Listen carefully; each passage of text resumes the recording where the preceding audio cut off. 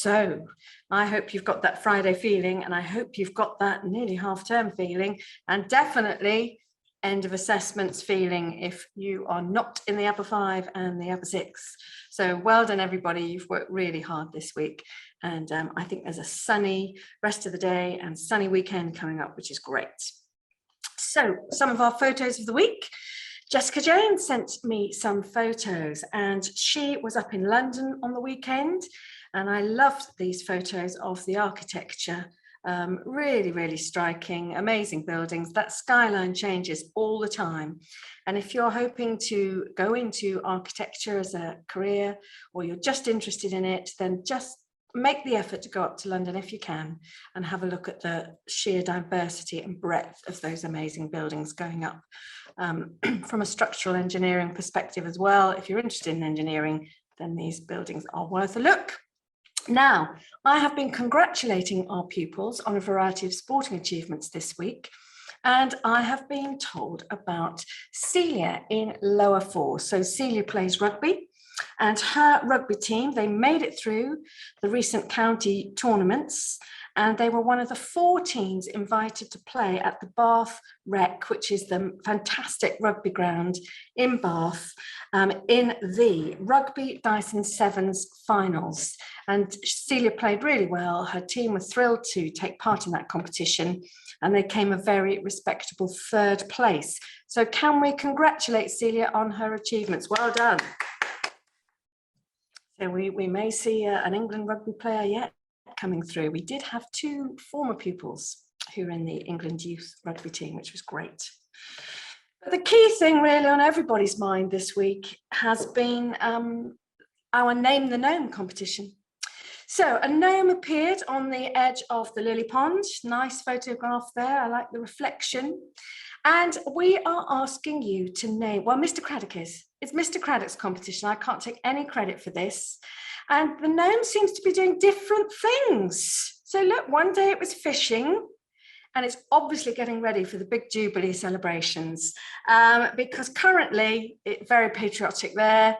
So the gnome is sitting on the side of the pond waving a platinum Jubilee flag. So it's not too late to get your suggestions in for the Name the Gnome competition, and I think there's a fantastic prize.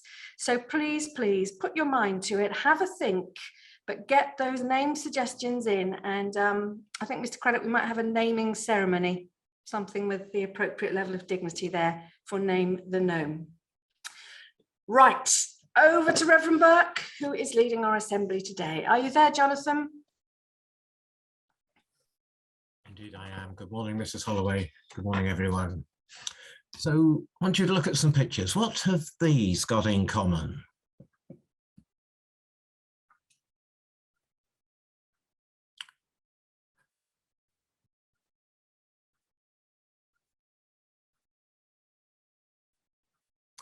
Well, what have these got in common? I'm using them on a day after Ascension Day, and I want to link those ideas. That picture of a cleanup, a litter pick, a food bank, tree planting, international aid, at this time for Ukraine. They're all the kinds of things that people of faith, as well as others, are engaged in 2022. And I would suggest that some of the roots of what we're doing now began 2,000 years ago, when Jesus inspired his followers so much that he confidently left them, this rather sort of strange little crowd that he left, his followers, to get on with the work that he had begun. Yesterday was Ascension Day, and we don't understand Ascension Day, really, I don't think, but we believe somehow that Jesus left his disciples on earth, that he went back to heaven to be with his Father. But what he left was terribly important, because by his example, he had helped people. He'd identified those who in society were often marginalized on the edges, and he'd given them dignity. He'd given them hope. He'd fed crowds. He'd healed sick people. In so many ways, he'd challenged what was wrong in society. And his impression was so great that this band of followers, although they would have been very sad that he'd left them, they were determined to get on and carry on with the work that he had begun. And so I think Ascension Day, in some ways, is the beginning of what we see as centuries and centuries of important work that has been carried out, originally mainly by Christians, but increasingly by people of other faiths, by people of no faith at all. We can look back and see work that has changed the world, work on human rights, work in education, work in health and hospitals, in social care, in so many different ways. People of faith over the centuries have paved the way for what we now have today and the society in which we live. But sadly, the problems are still with us. The world may be a better place than it was, but it is still precarious. It's still fragile. It still needs an injection of hope and love. And so I would suggest that we at Talbot Heath, and all the things that you do to do good things, to bring hope, to bring light, to bring purpose, to bring practical help. We think of the work that we do with Rwanda, with health charities when you raise money, with YMCA, animal charities, the environment, and so on. So much of it is carrying on the kind of work that Jesus wanted us to do. So through your charity weeks, your sponsored events, your raffles, parachute jumps, yes, even the sky's the limit, isn't it? So many ways in which you strive to make the world a better place. And so I would suggest that the work of Jesus hasn't finished. It didn't finish 2000 years ago. It carries on. Ascension Day was a gateway to enable us to carry on doing the kind of things that Jesus wanted us to do. So every time you do something that's good, every time you choose to support a charity or to help someone or to initiate something that is new and innovative and will help others or the planet, you are carrying on the work that Jesus wanted us to from that very first Ascension Day. Good luck. Thank you very much, Reverend Burke, and that ties in really well to the next notice that I was going to read. So the Lower Six have been organising, as part of the Rwanda committee, a fantastic raffle with amazing prizes, tickets to Camp Festival. Oh, fantastic. I know they worked so hard to get brilliant prizes in.